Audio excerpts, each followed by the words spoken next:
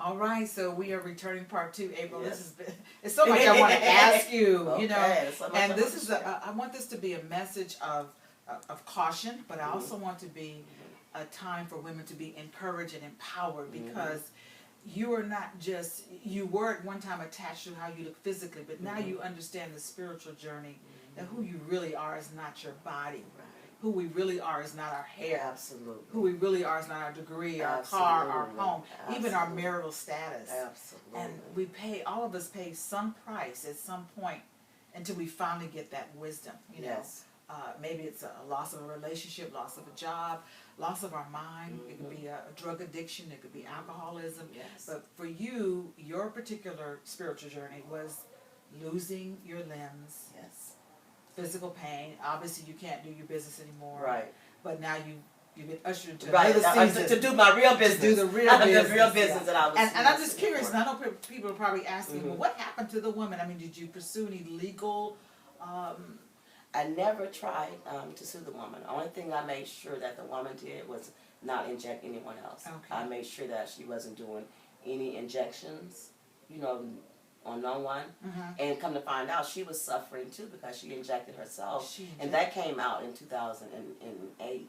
Where she injected herself. But I always knew it wasn't a malicious intent. So I never tried to sue her.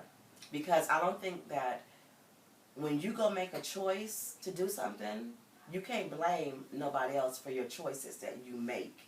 You can be a victim of some stuff and then start lashing out at other people to make them feel, you know, like they should be responsible for what has happened to you. But I do not. I feel like I made a choice. And this is the circumstance. I think this is why you have a lot of peace. I think this is why you have peace, because you're not vindictive. Right. You're not acting like a victim.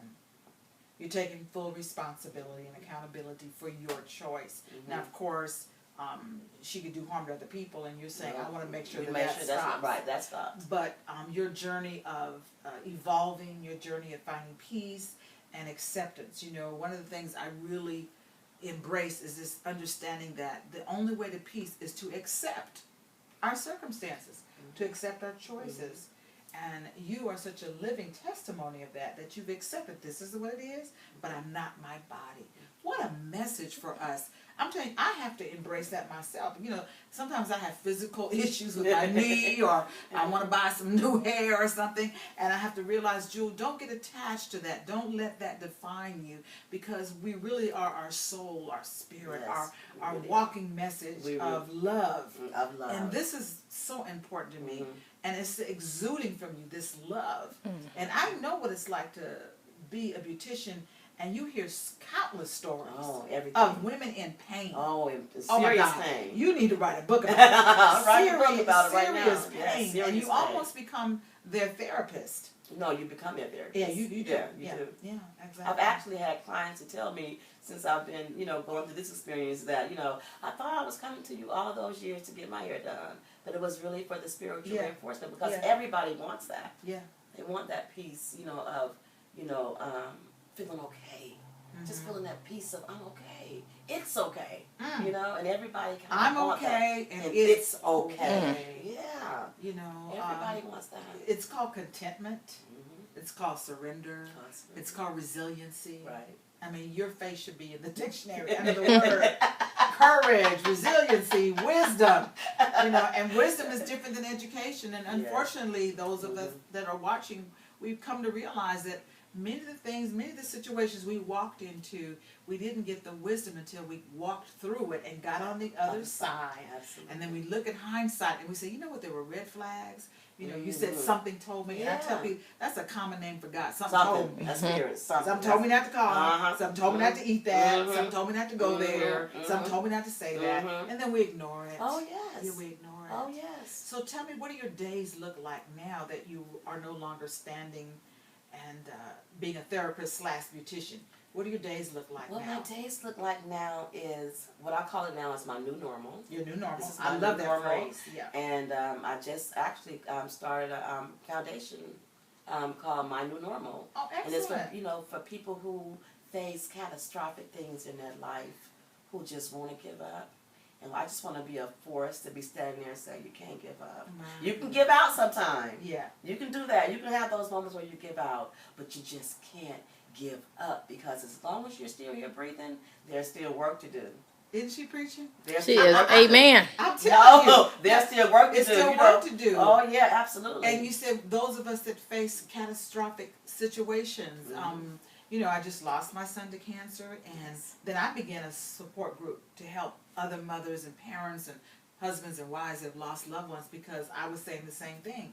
You gotta find a new normal, because tragedy is a game changer. Oh, baby. It is a game changer, and you have to make a conscious decision that I will survive, that I will not be bitter. And this is what I love about you, Apryl. You're not bitter. No.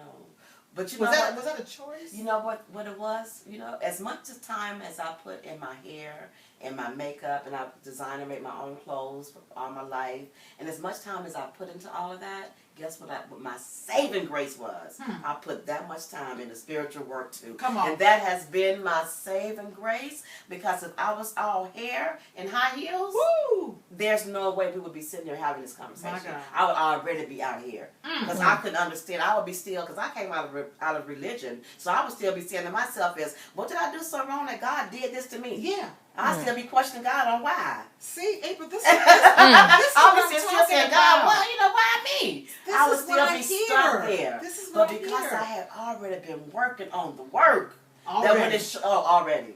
Oh yeah, That when the for battle many years. came, I call it being pre-prayered. Ooh. Prepared. Pre-prayered. Oh. I love that. If you're already doing the spiritual work, if you're already laying the foundation, if you already have a relationship, if you're already seeking this mystery of our Creator, there comes a point when the rubber hits the road, and now here comes the test, and you say, wait a minute, it's no longer in my head, it's in my heart. I get it now. I get it now that I can have a peace that surpasses all understanding. I mean, if you had told me, you know,